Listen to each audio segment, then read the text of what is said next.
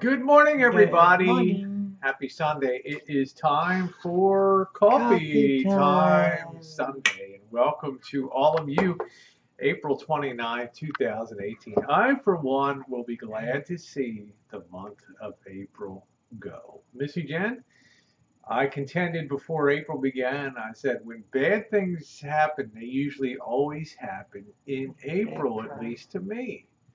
And as I've said many times, the poet T.S. Eliot said, April is the cruelest month. And in so many ways, he's correct. Not just because I get parted from my money at tax day, although that's a brutal, that's a writing big checks. But you got to consider, Missy Jen, that started the month.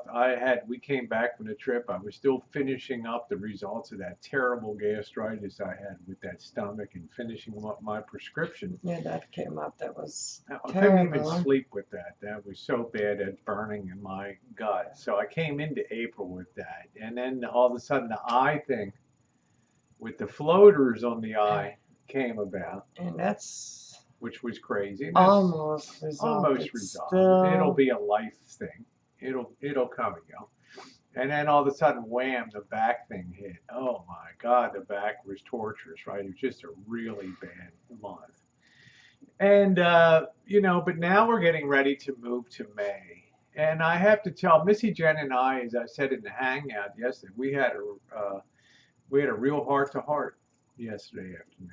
We've talked to each other, y'all. Sometimes you can live together and just go through the motions and stuff, but you don't really have a deep heart to heart talk and stuff. And you know what I'm saying? You're on autopilot every day. right. You're doing just the routine things. So you don't really stop and consider the situation. Well, we had a real heart to heart talk yesterday, and I came to some real realizations.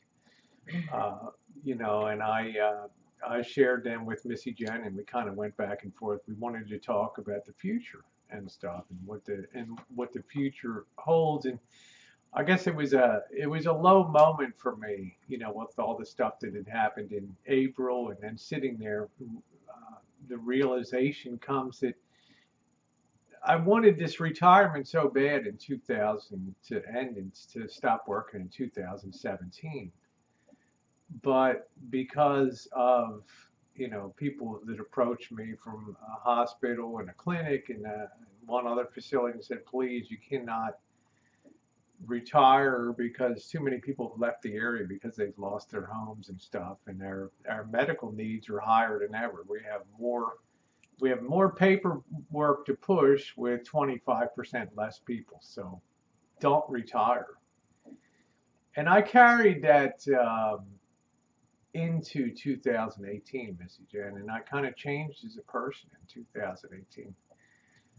And you noticed that I had lost interest in doing doing things and in Yeah. upkeeping and just even routine maintenance started to slide here on the rancho because I just felt myself slipping deeper. I don't want to call it depression, but just, well, we can call it depression, depressed that we're still early in 2018. I got miles to go, and who knows what 2019 brings. Yeah. So, And then yesterday it was all driven home and talking to Missy Jen, and I thought, well, you got to turn this thing around. You got to turn this thing around. Jen's carrying too much of the weight here, and that's my bad. And suddenly I thought of the movie, and I don't know if you guys have ever seen my favorite movie of all time. Of course, is Gone with the Wind, but right up there with Gone with the Wind is It's a Wonderful Life. And of course, it's about a guy. Jimmy Stewart plays George Bailey, a guy who can never seem to escape his small town situation. Every time he thinks he's going to make his great getaway and start to travel the world, something comes up.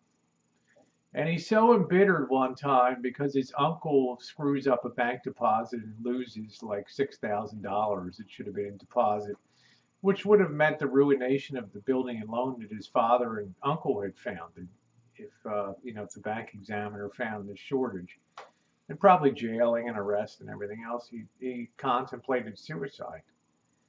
But just then an angel appeared and said, you've really lived a wonderful life. And he's like, no, my life is lousy. You know, I was younger and I wanted to travel the world. And then all of a sudden, no, you can't do that because your brother wants to we're going to send your brother to college. So George Bailey had his big suitcase that he bought at the secondhand store that Mr. Gower, the druggist that he'd worked for, bought for him. And it had all the stickers of all the countries in the world, Italy and France. He's like, yeah, this is what I want, one of these big ones. And he's getting ready to go on a trip, and he can't go on the trip. He's got to stay in town because he's got a duty to work to help put his brother through college. He gets through all that, Missy Jen, and then it gets to the point where he's moving on with his life, and he's like, you know what? Everything's good and stable. My brother's out of college. He's on his way in life. Actually, his brother got married and moved away. His brother was supposed to help take over, support George while he went to college, but he went and got married instead. And George is like, okay, go live your life. I'll take care of things here. Well, then, unfortunately, George's father dies, and the building and loan is in danger of being taken over by Old Man Potter. And if they had lost the building and loan, greedy Potter would have shut it down, and there would have only been one bank and charging tough interest rates to people to borrow.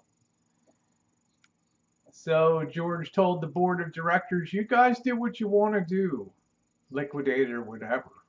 But remember, this town needs an alternative to Old Man Potter so people can build their lives. They do all the living, the dying, the paying, the buying, and they need a way to buy homes for themselves. But you guys do what you want. You make the decision. Well, they came out and said, George, the board's decided to keep the building and loan, but only if you stay to run the building and loan. And at that moment, he had a decision to make. He could either stand up and say, okay, I'm going to put my dream aside and I'm going to just throw myself into life here. And whatever happens, happens. Or he could have just walked out the door and washed his hands and said, no way. I'm going to go and just see the world like my plan is. But I wonder what kind of guilty conscience he would have had, Missy Jen, when the building and loan was gone. And the town was at the mercy of Old Man Potter and banking. But he chose to stay, and I often think about myself. The movie ultimately ends that he sees that he had a positive, far from having a lousy life. He had a wonderful life because he could see the people that the people that had been able to buy homes, the way the town had grown. He actually got a chance to see what the town would be like if he had never been born, and it was an uglier town. It was called Potterville and not Bedford Falls. It had all the bars and the strip clubs and the movies. It was a much different place. So that kind of got brought home to me yesterday, is to myself, and I told Mr. Jen, I've got to stop, living for some future that may or may not ever arrive, because it's messing up the present. It's wreaking havoc with the present here.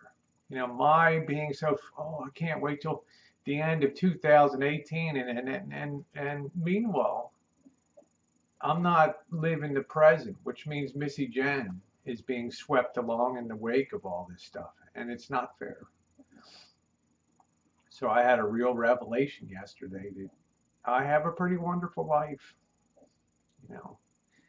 and sometimes sometimes the power of the future can be so great that you don't see that the great things that you have now, the here and now. And yesterday, in talking to Missy Jen, it was a really great chance to pull back from the future and say, I'm going to go back and do the things that made things great around here. Get this place really shipshape and have life the way we want it. And forget about the future. because it'll probably take care of itself. In the meantime, it really has, and it really is a wonderful life. And she helps to make that so. Anyway, guys, a different kind of coffee time Sunday. I'm going to take Missy Jen out now and buy her a big ass breakfast. All right. You all have a wonderful day. And if you haven't seen it, check out It's a Wonderful Life. It's a very powerful movie. Jimmy Stewart. Jimmy Stewart. And you look at that movie and you think to yourself, is the future really what matters, or is it the here, now, and present? Thanks so much, everybody.